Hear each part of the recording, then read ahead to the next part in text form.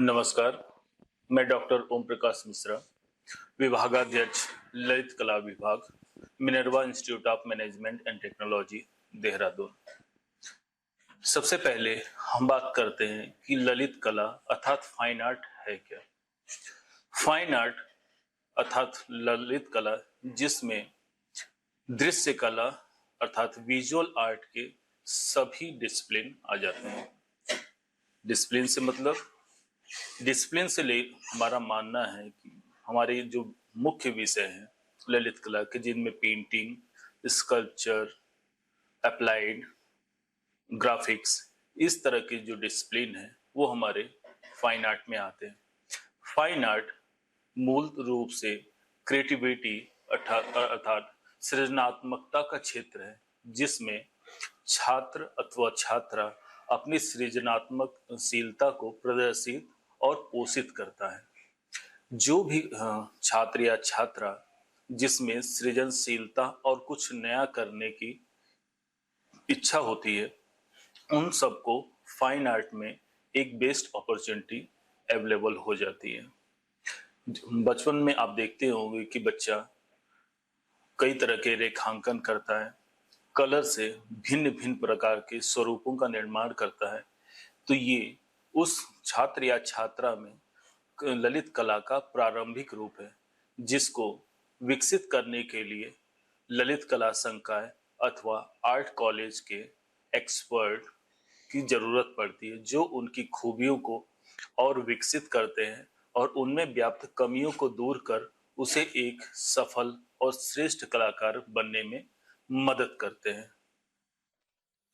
अब हम देखेंगे कि इस फाइन आर्ट में आने के लिए बच्चों में क्या क्या संभावनाएं हैं और उनमें कौन कौन से तत्व हैं जो बच्चों में होने चाहिए कि वो फाइन आर्ट को ही चूज करें, किसी अन्य संकाय, किसी अन्य स्ट्रीम को चूज न करें। जिसमें पहला है क्रिएटिविटी, दूसरा है ऑब्जर्वेशन। अगर बच्चा सृजनात्मक है और उसकी सोच और उसकी कार्यविधि क्रिएटिव स्तर पे काफी सृजनात्मक रूप में वो अपने आप को प्रस्तुत करता है, यदि आप उसको एक काम सौंपते हैं और दूसरा किसी साधारण बच्चे को काम सौंपते हैं, तो दोनों की कार्य पद्धतियों में अंतर होता है।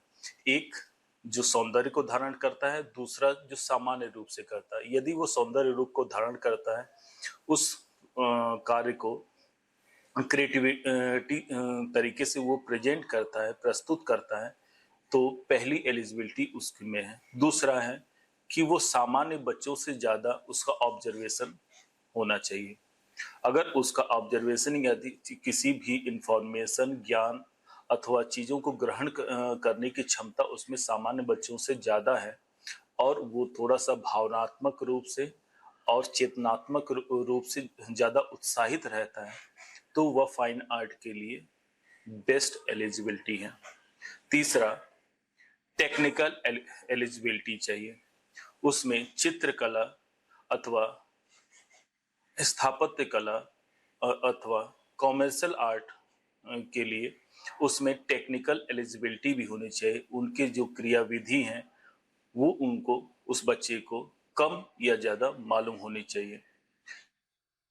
फिर उसके बाद आता है प्रॉब्लम सॉल्विंग स्किल, क्योंकि ये फील्ड सृजनात्मक है तो उसमें कई तरह की समस्याएं भी आती हैं, क्योंकि जब भी आप नया कुछ सृजित करेंगे तब उसमें कुछ न कुछ समस्याएं आएंगी, कुछ न कुछ चैलेंज आते हैं। जैसा कि आप जानते ही हैं, आवश्यकता ही आविष्कार की जननी है, समस्या ही समाधान को जन्म देती है। जब कोई कलाकार किसी नई चीज को सृजित करता है तो ये समस्याएं उसके सामने आती है। यदि वो इनको सॉल्व कर लेता है एक सकारात्मक रूप से, तो वो छात्र छात्राएं अनुकूल है फाइन आर्ट में कार्य करने और उसमें अध्ययन करने के लिए। उसमें कम्युनिकेशन स्किल होनी चाहिए। कम्युनिकेशन स्किल फाइन आर्ट में सबसे ज्यादा महत्वपूर्ण है। ये अन्य माध्यमों के रूप में नहीं है। कम्युनिकेशन स्किल से माने कि वो प्रतीकवाद में वो रंग, रेखा अथवा अन्य प्रतीकों के रूप में अपनी भावनाओं को व्यक्त करता हो, जिसके गुण सूक्ष्म रूप से अथवा वृहद रूप में उस बच्चे में यदि है तो वो बच्चा फाइन आर्ट के लिए एलिजिबल है। इत्यादि बहुत सारी विशेषताएं हैं जो उसमें अगर आपको कम या ज्यादा देखने के लिए मिलती है तो वो छात्र अथवा छात्रा फाइन आर्ट के लिए ही बना है, ऐसा हम मान के चलते हैं। अब हम जानते हैं कि फाइन आर्ट कोर्सेस में अथवा ललित कला के विभिन्न पाठ्यक्रमों की अवधि कितनी होती है। तो सामान्य रूप से ललित कला संकाय में जो पाठ्यक्रम है, यूजी प्रोग्राम 4 साल का और पीजी प्रोग्राम 2 साल का होता है। यूजी प्रोग्राम में BFA painting, BFA applied programme होता है, जिसमें बीएफए पेंटिंग में जो छात्र या छात्रा है वो पेंटिंग के विभिन्न विभिन्न गुणों को सीखता है, जिसमें क्रिएटिविटी और स्किल डेवलपमेंट में विशेष रुचि रखी जाती है और उसकी चीजें डेवलप कराई जाती हैं। अप्लाइड में एडवर्टाइजमेंट और कॉमर्शियल आर्ट से रिलेटेड सारी चीजें उसे विकसित कराई जाती है, जिसमें प्रथम वर्ष कॉमन रूप से रहता है, द्वितीय वर्ष से उसका विशेषज्ञ रूप अथवा स्पेशलाइजेशन प्रारंभ किया जाता है, जो साल जो प्रोग्राम के चौथे वर्ष में निरंतर चलता हुआ समाप्त हो जाता है।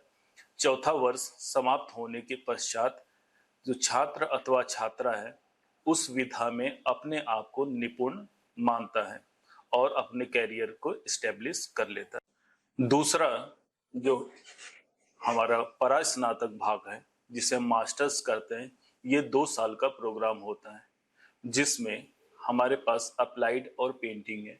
इसमें भी कई कई भाग हो जाते हैं, जैसे पेंटिंग में क्रिएटिव पेंटिंग और पोर्ट्रेट 2 सब्जेक्ट में हमारे पास स्पेशलाइजेशन है, और अप्लाइड में विजुअलाइजेशन और फोटोग्राफी, ये 2 रूपों में हम मास्टर्स कराते हैं, जिसमें विजुअलाइजेशन अगर वो बच्चा अप्लाइड में अपने आप को एडॉप्ट करता है तो विजुअलाइजेशन या फोटोग्राफी के संपूर्ण विधाओं का ज्ञाता बनता है और उसकी जानकारी और उसकी शिक्षा दीक्षा यहाँ पे संपन्न कराई जाती है। यदि वो पेंटिंग को अंगीकार करता है, पेंटिंग सब्जेक्ट को चुनता है, तो उसमें क्रिएटिव पेंटिंग अथवा पोर्ट्रेट में से कोई एक धारण कर सकता है, जिसके उसकी विभिन्न विभिन्न धाराओं की उसे संपूर्ण जानकारी इस प्रोग्राम में प्रदान की जाती है। अब हम ये जानते हैं कि यूजी प्रोग्राम और पीजी प्रोग्राम में एडमिशन लेने के लिए छात्र छात्राओं की क्या एलिजिबिलिटी होनी चाहिए। यदि कोई छात्र छात्रा यूजी प्रोग्राम अर्थात बीएफए में एडमिशन लेना चाहता है तो वो किसी भी वर्ग में हो, वो चाहे मानविकी वर्ग में हो, वैज्ञानिक वर्ग में हो या कॉमर्शियल वर्ग में हो, वो एडमिशन ले सकता है। बस उसको +2 में पास होना चाहिए, मिनिमम 50% मार्क्स होने चाहिए और उसकी कला में रुचि होनी चाहिए। यदि वो पीजी प्रोग्राम में एडमिशन लेना चाहता है एमएफए अप्लाइड और पेंटिंग में, तो उसे मिनिमम 50% और 55% मार्क्स के साथ बीएफए पास होना चाहिए, तो वो हमारे यहाँ एमएफए प्रोग्राम में एडमिशन ले सकता है। हमारा ललित कला संकाय भिन्न भिन्न ललित कला के पाठ्यक्रमों को संचालित करता है, जिसमें BFA painting, BFA applied, MFA painting, MFA applied और कॉमर्शियल आर्ट में सर्टिफिकेट कोर्स और diploma course, drawing and painting में certificate course and diploma course हम प्रोवाइड करते हैं, जिसके ड्यूरेशन कॉलेज के नियमावली के अंतर्गत होते हैं, जो यूजीसी के नियमावली के प्रारूप के अनुकूल होता है। एक प्रश्न जो हर छात्र छात्रा अथवा अभिभावक का होता है कि यदि हमारा बच्चा या हमारा विद्यार्थी फाइन आर्ट को करता है तो उसको करने के पश्चात उसको किन किन क्षेत्रों में कैरियर अपॉर्चुनिटी प्राप्त होगी और उसके में रोजगार की क्या क्या संभावना है। सबसे पहले यह स्पष्ट करना चाहेंगे कि ललित कला में रोजगार की असीम संभावना है, यदि वो सृजनशील है, क्रिएटिव है अथवा न्यू आइडियाज उसके पास हैं, तो वो अपने क्षेत्र में असफल हो, इसकी संभावना न के बराबर है। सबसे पहले आता है फ्रीलांस आर्टिस्ट, स्वतंत्र कलाकार। वो चाहे विद्यार्थी किसी भी वर्ग से पढ़ा हो, BFA applied art, BFA painting, BFA sculpture अथवा बीएफए ग्राफिक्स, यदि वो किसी भी वर्ग में पढ़ा हो, यदि उसने अच्छे से पढ़ाई की है तो वो स्वतंत्र कलाकार बन सकता है। अपने विचार के अनुरूप, अपने सृजनशील क्षमता के अनुरूप वह अपने आर्ट वर्क को सृजित करके विभिन्न विभिन्न गैलरी और बायर के माध्यम से अपने कला कृति को मार्केट में बेच के अपना रोजगार प्राप्त करता था और कर भी सकता है। दूसरा जो महत्वपूर्ण क्षेत्र है वो है ग्राफिक डिजाइनर का। वैसे मूल रूप से ग्राफिक डिजाइनर का संबंध बीएफए अप्लाइड आर्ट से होता है, किंतु यदि किसी भी फाइन आर्ट किए हुए स्टूडेंट को सॉफ्टवेयर की नॉलेज है तो वो ग्राफिक डिजाइनर बन सकता है। ऐसा कोई बाध्यता नहीं है कि सिर्फ अप्लाइड आर्ट का ही स्टूडेंट ग्राफिक डिजाइनर बनेगा।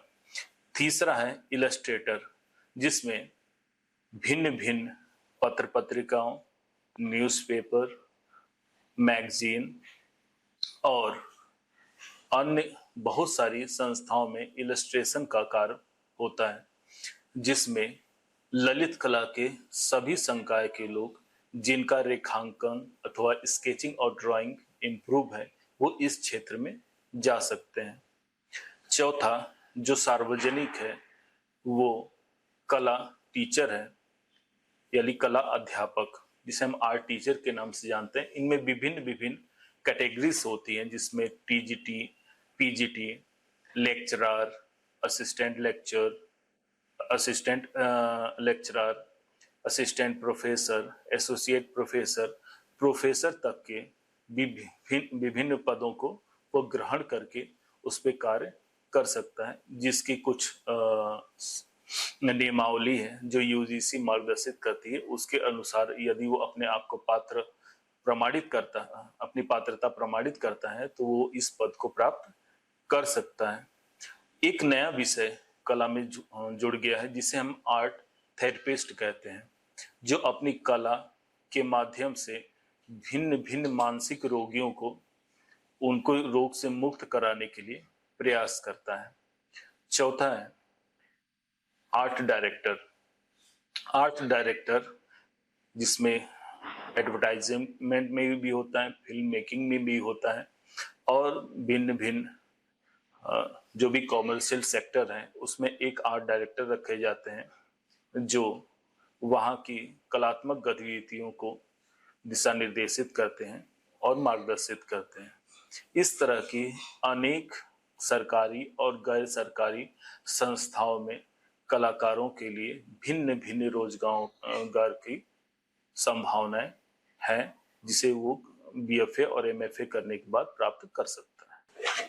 पूर्ववत ने बताए हुए भिन्न भिन्न रोजगार के अवसरों के अलावा भी सरकारी और गैर सरकारी संस्थानों में बहुत सारे ऐसे पद हैं जो कलाकारों के निमित्त ही स्थापित किए गए हैं और कलाकारों के द्वारा ही उन्हें पोषित किया जाता है। यदि कोई कलाकार इनकी योग्यता को जो क्राइटेरिया है उनको फुलफिल करता है तो वह उस पद को प्राप्त कर लेता है। जैसे यदि कोई फाइन आर्ट आर्टिस्ट बनता है तो वह 2 लाख पर ईयर से लेकर 3 लाख 4 लाख पर ईयर तक प्रारंभ में कमाना प्रारंभ कर देता है और जैसे जैसे उसका मार्केट बढ़ता जाता है वो उसकी सैलरीज और उसकी कमाई जो प्रति वर्ष है वो बढ़ती चली जाती है। यदि वो ग्राफिक डिजाइनर है, इलस्ट्रेटर है, एनिमेटर है, आर्ट टीचर है, आर्ट थेरेपिस्ट है, आर्ट डायरेक्टर है, म्यूजियम गैलरी क्यूरेटर है, फोटोग्राफर है, फैशन डिजाइनर है या फैशन फोटोग्राफर वो बन जाता है या फैशन इलस्ट्रेटर बन जाता है, तो इस सारे सेक्टरों में कम से कम 2 लाख और अधिकतम की तो कोई सीमा ही नहीं है कि वो कितना कमाए। जैसी उसकी सृजनात्मकता, जैसी उसकी क्रिएटिविटी और वैसी उसकी कमाई। यह संभावनाओं का एक बहुत बड़ा प्लेटफॉर्म है जिसमें आपकी संरचनात्मकता जितनी विकसित होगी, आपके लिए उतनी संभावनाएं खुलती चली जाएंगी।